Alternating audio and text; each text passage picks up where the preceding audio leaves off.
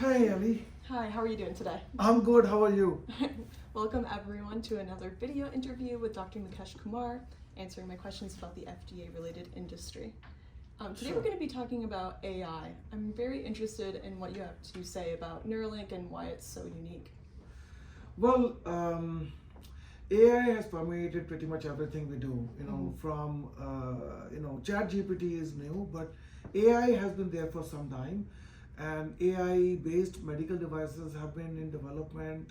Many of them are even approved by FDA over the last 5+ years, 5 to 7 years. Um, Neuralink is an implantable medical device. It's actually very similar to other medical devices, implantable medical devices. It's popularized because it's Elon Musk. Everything Elon Musk does is popularized. Yeah. But there are other implantable devices, including implantable devices in the neurological space, either spinal cords or brain or other parts of the nervous system. There are many devices like that. There are many devices in development and many devices, few devices approved by FDA as well. I don't think there is anything special about it per se. It's a device. It has some claims, and those claims need to be proven in clinical trials. Clinical trials are just getting started, so we would know if those expectations are met or not. Clinical trials is a very good place to check things. So I think AI itself is very important for medical devices in general and for drug development overall. Because what it does is it reduces the time to do mundane things. Like for example, if you want to do literature searches and want to search things, like in old days we used to go to libraries and look in the journals and look line by line. Now you can do a Google search, and find all articles about it. So it's a tool. It helps you expedite. Now imagine if not only you search, but it can also read for you and summarize for you. Right. Okay, which is what AI does. Okay, and it trains itself to get better and better. You can ask better questions, it gets better answers. You can do multiple times, and over time it gets more refined and better. So these things, what they do is they will reduce the time to do things. There is a huge warning attached to them because AI, a side effect of AI is that, like any intelligent being, if it doesn't know the answer, it doesn't want to disappoint you, it starts making answers up. Yeah. Okay. Yeah. Which we need to train AI just like we train regulatory space to not be intimidated by your bosses. Right. Ask the questions, even if you feel the question is going to be the boss is not going to like it, just to ask questions. We need to train AI that way, and I'm sure it will happen. I'm sure over time we'll get better at asking questions. The AI will get smarter to give us the most accurate answers, honest answers, and not just make up the answers. But there is a challenge. So that challenge is because it's very recent. I mean, ChatGPT was announced in November, so it's not even 6 months. So in 6 months' time, we have seen all the benefits. We are starting to see some negatives, and I'm sure we'll see more negatives. But knowing those negatives will make us refine these tools better and do better jobs. So I think to say that AI is not going to be used or AI will fizzle out would be unfair, because it's a very good tool to do a lot of things. So companies like Neuralink, and many other companies like that, and other medical devices are already using those things. I mean, again, 6 months, only thing we have learned is how to write a letter using ChatGPT. Okay, maybe do a few small things here and there. Yeah. Every month, there are more than 1,000 new tools being invented based on these tools. Right. Okay, so yeah, we already have around 6,000, 7,000 tools, AI-based tools, which drive off ChatGPT or Bard or any other similar long-form intelligence tool. But these are not the only ones. There are other AI tools. There were AI tools used before that for image analysis. For example, looking at an X-ray and seeing if there is anything bad, looking at an MRI scan and trying to find spots that a human eye may miss, or find trends that human eyes may miss. So those things are already being used, and those things are going to be used even more and more. Okay, I've worked in many of them, and I can tell you they're really, really good tools. They make the job of a physician or a diagnostic technician much easier and more accurate, reduces errors. Okay, so that's where we like them. Now, obviously, with Neuralink and other tools, their claims are pretty lofty. Yeah. So those clinical trials will be looked at more, those scrutinized more vigorously for errors and for overextending the benefits. I fear that we may be expecting too much from it. Like, and this may be a really good tool, but maybe not as good as you claim it to be. So what happens is when you claim too much and it delivers even a little less, it kills the hype around it and it hurts the product, because many times technology is gradual. Technology is not abrupt.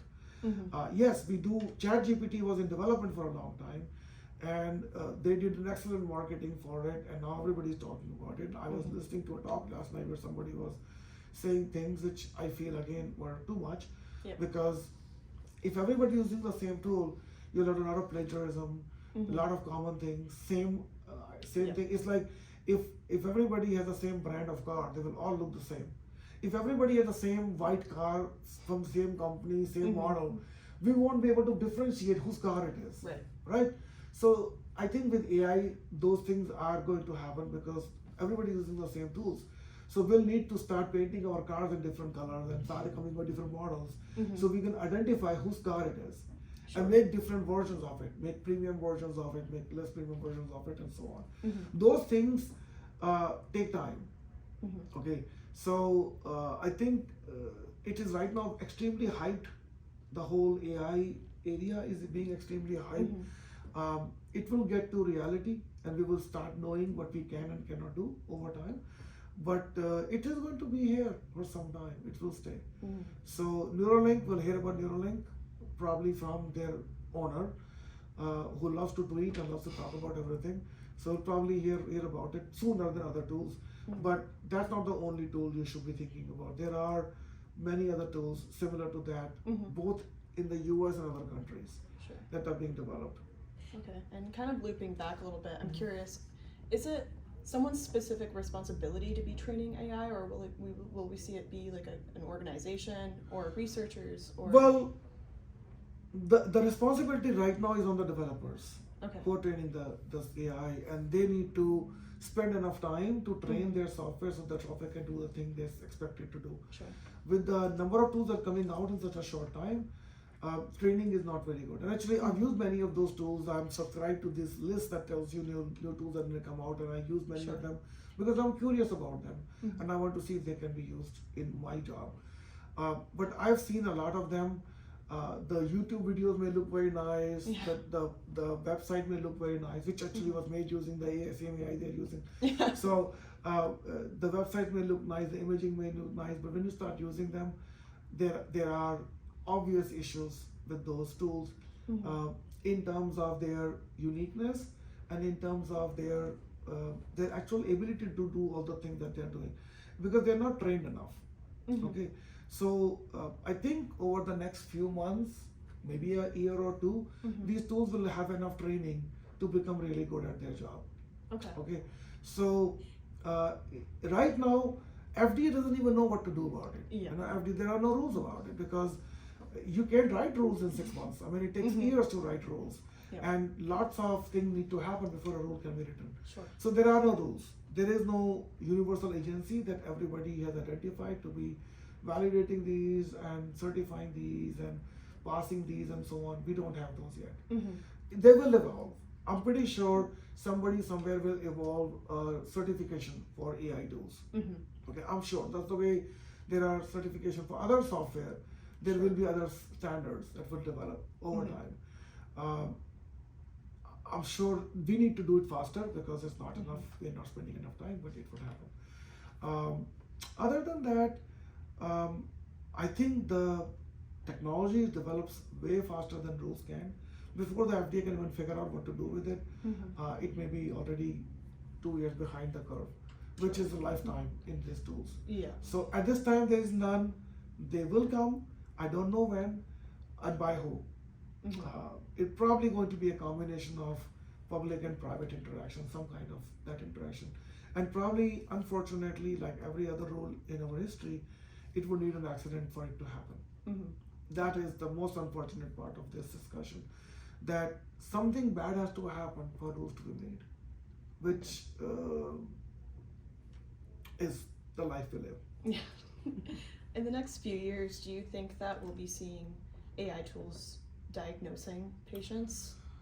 10 years ago, I read an article where somebody said in 10 years' time, there will be virtual doctors. You won't need to go to the doctor. Somebody wrote 10 years ago saying, anybody who's doing medicine right now should probably think about their careers because many of the primary care physicians will disappear. Okay, 10 years later, I'm still looking for a primary care physician for my insurance. So I think reality and hype live on different planets. Okay, sometimes those planets coincide, sometimes they shadow each other, like they eclipse each other over times, and we see that there are two planets, but they are two different planets. And I think yes, the vision is that we can automate a lot of things because we do need it, because the number of doctors and the number of patients, is still very disconnected. We have very few doctors to the number of patients we have. We still need to go to a doctor's office and wait hours to get an appointment. The doctor can barely see us for 5 minutes. Those things we do, I think, will benefit from automation. And not just we as human beings, we as mankind, because there's this difference between resource abundant and resource limited environments. There are poor countries where you don't have basic health care, and there are rich countries where you have too much of health care, or I would say enough healthcare. The AI tools, automation can change that. They have the potential. Anybody, anywhere in the world can use a software. If you develop a digital doctor, that can be easily deployed anywhere to provide similar healthcare, at least for basic things. Okay, and I think that will improve healthcare in general. So I strongly want that digital doctor, so I don't have to go to the doctor and sit outside the waiting room for at least my usual stuff. Okay. I think that's where we are going. We're going into self-diagnosis. We're going into general health awareness apps. We already have thousands of them, tens of thousands of them. We need AI to connect it. I think what happened in the last 10 years, we developed a lot of tools, a lot of apps to measure our heartbeat every second, to measure our blood pressure every second. And we got millions of data points. We didn't know what to do with them.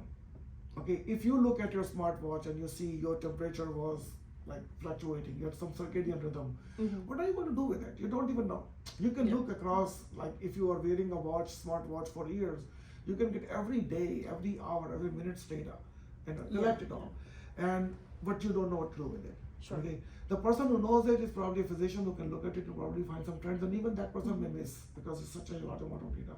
So you need computers to do that. Human beings can't do that. And then interpret it. AI can help us interpret. So I think we are going in that direction.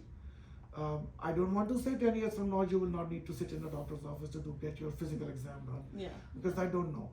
Okay, but we are going in that direction, and I think I don't know what the time point is. Maybe it will happen in 10 years. Maybe it will not happen in my lifetime. I don't know how long I have to live, but still we don't know that. So. But it would evolve because it's needed. We have the technology is developing over time. We have the computational speeds that we needed is more accessible. ChatGPT does what a supercomputer could not do 20 years ago. Okay, it does calculations in minutes, answer questions, smart questions, seemingly smart questions. So with its limitations, of course. So we have come a long way. We still need to go some other way, but over time, I think it will happen. Okay. Kind of my last question for you.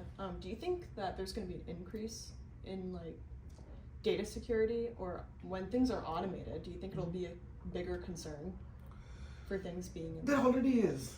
There's already concern about privacy, already concern about security and cybersecurity. And I think we are developing them in parallel because these tools cannot exist if they're not secure. So there is a business need for it. Simple as that. You know, so the business, and it's a very profitable business, right? Yeah. So when there is money to be made, people are going to do things. Yeah, that's true. Okay, and we know that you cannot make money if you can't protect privacy. Yeah. Okay, Yeah. so I think those concerns are always there from the very beginning, and I don't think those concerns are going to delay anything. They're only going to make us more prudent about what we do, and we would benefit from it. I mean, hey, nobody knew 20 years ago that your smartphone can do more calculations than your laptop. Okay, Right. we are doing it now. So it's, that's 20 years. It took almost 15 years. 2007 is when iPhone was released. So 15 years. We've come a Right. long way in 15 years. In another 15 years, I'm very hopeful that we will do a lot of automation in healthcare for the sake of access to Yeah. healthcare. I personally believe I don't care about somebody having tools that they don't even need. Okay, but I do care about that the global disconnect between healthcare is not good. Like Yeah. we had a pandemic that originated in a small town in China and killed millions of people. Yeah. Okay, in 2020 and 23. Okay, we're still wearing masks on the street because of that pandemic. So that tells you how connected we are. So if there are diseases, healthcare disparities in any part of the world, they affect everybody. Okay, we may think that if some country in Africa doesn't provide healthcare, it's fine, but those countries can originate diseases that can come to us, and we may go there. We may want to be there. We are connected. We're connected. Sure. Everybody's connected. So for the sake of humankind, mankind, because we cannot train as many doctors, it's not possible. Then it would mean every second person is a doctor, which actually with a virtual doctor will be. The Right. only way you can do that is if you can have somebody Right. do that. Do you think that would drive down health costs too if supplies It where should. it meets with It patients? should. It should drive health costs down because, see, a big part of good health is good maintenance. Yeah.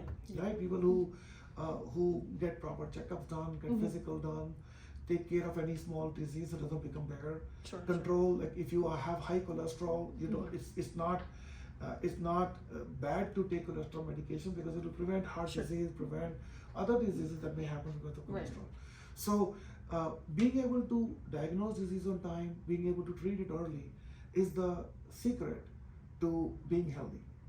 Right? So right now everybody can do that because not everybody has same level of insurance, not everybody has access to doctors. Doctors can't even, if every one of the doctor's patients show up at the doctor's office, the doctor will run away. Yeah. They won't be able to do medicine. Yeah. Right? Yeah. So it can't be done any other way. I don't see, because our populations are rising, our health issues are rising with them. We have many issues that we don't really know the answers to. So we need help. And automation, software, AI can help. Right. And it will. I believe strongly it will. I don't believe in terminators. I believe in future, you never know. You never know what would happen. But I believe smart technology is good if used properly. Anything can be misused. Yeah. But smart technology is definitely, I see more positives than negatives. Everything. We work in healthcare, we know every drug has a side effect. We still develop drugs. Yeah. Right? Yeah. So we live in a world where I personally, as a professional, am trained to not look at negatives very negatively. Right. I'm trained to look at negative as a balance from positives. Sure. So I think AI is going to be that. Great. Well, thank you so much for speaking with me My today. pleasure. My pleasure. Thank you Thank you. everybody for listening.